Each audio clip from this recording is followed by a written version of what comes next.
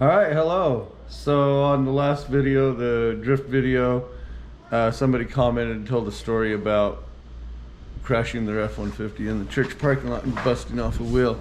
It reminded me of my story. So about a year and a half ago, we had our Ford truck and the Ford van, and I was driving 30,000 miles a year, putting all kinds of money in gas. And I'd test driven a Tesla in 2013 and wanted one, but they're $100,000. You know, I couldn't afford that. No, not even close. So I'd been waiting and waiting and waiting for them to depreciate down to an affordable rate. And I'd done some math, and I was like, if I can get one for $25,000, I can buy it. So I found one for $27,500 in Dallas, Texas, but he didn't want to sell it to an out-of-state person. So I finally got him to agree to sell it to me, but it was for 30 grand.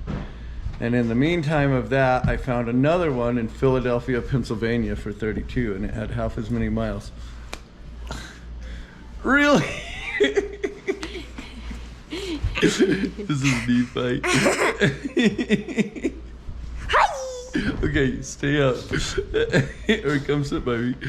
Anyway, so I decided to buy the one in Philadelphia. I had a meeting in Kansas City I needed to be to, so I thought I can just fly out there, drive the car to Kansas City, and then I can go to my meeting and then drive home.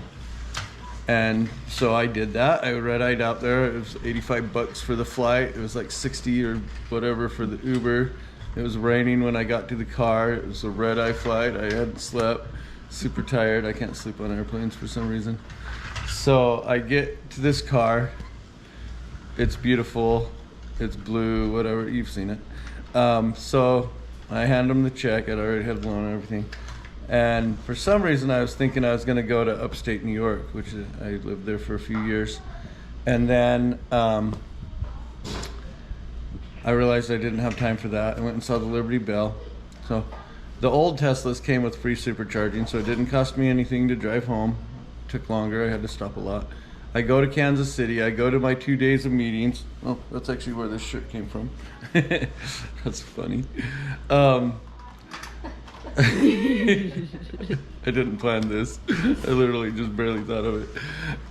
So the first day I get there, I go to get on the freeway, and it's a real weird intersection. And I hit this corner. I thought it was the on-ramp, but it wasn't. It was a parkway, and I hit it doing like 70 miles an hour, and it was like a 45-degree corner. But it was dry. I turned and went on the freeway. Well, I didn't drive for 2 days. I was in the meeting. The day I was leaving was Sunday morning, and I was in that same one, only it had been raining. And I did the same exact thing, only in the rain. And so I did exactly what the Ford truck guy said, Spanky 444. I slid. I went up on the curb. This is in my Tesla I've owned for 4 days. My wife hasn't even seen it. It's the first car we've ever got a loan on. We've always bought junkers and paid cash. I go up on the curb, and I came off the curb going backwards and slid across the road and hit the other curb.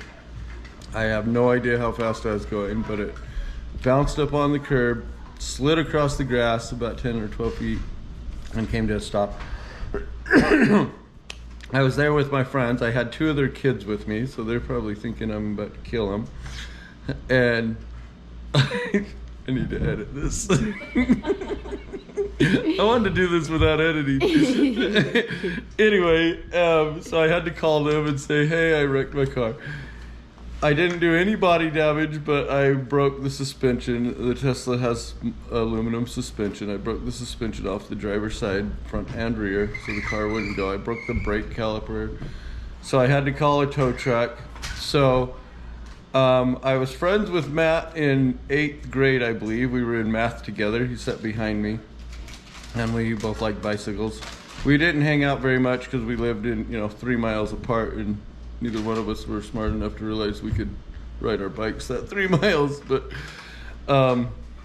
so I called him up. He had been asking me about an old bike, and so I called him up and was like, hey, how much should a tow cost? Because I had no idea. And this company had quoted me for this tow. And he's like, oh yeah, that's actually a really good rate.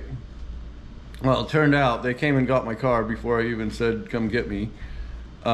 They charged me like 7 times what they quoted me, so it wasn't a good rate, but I had to file an insurance claim and everything. My car spent a month and a half in Kansas City, and I had to fly back and get it. My wife, luckily I have the most awesome wife in the world, and she doesn't get mad at my stupidness. She's beaming over there. And so I had to make 2 payments on my car and still put gas in my truck. So it was a rough start for this poor car. It was a really rough start because the day I left, I had my parents drive me to Vegas and my mom rear-ended somebody, so I had to reschedule all my flights for the next day. But so we finally got it.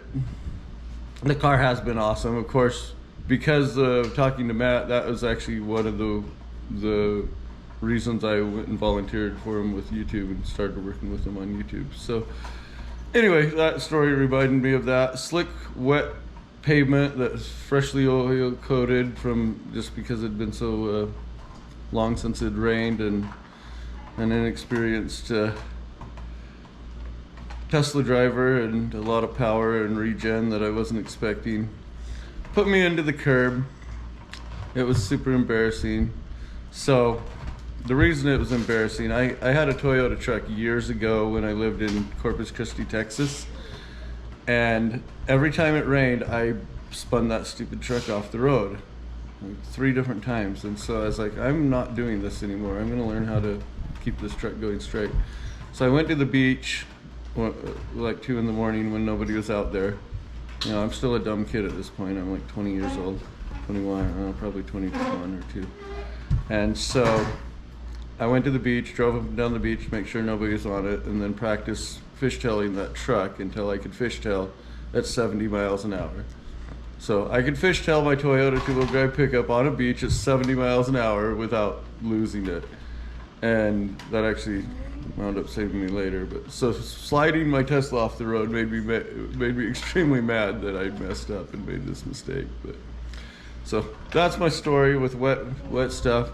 I'm a firm believer in knowing how to slide your vehicle, but you got to do it at a safe location to learn, because you're going to make mistakes. But go practice, learn how to make your vehicle go sideways, learn how to straighten it out, and then, you know, a snowy parking lot is beautiful if you live where it snows. Perfect place to practice. Dirt roads are good. The principles are the same regardless of the terrain you're on.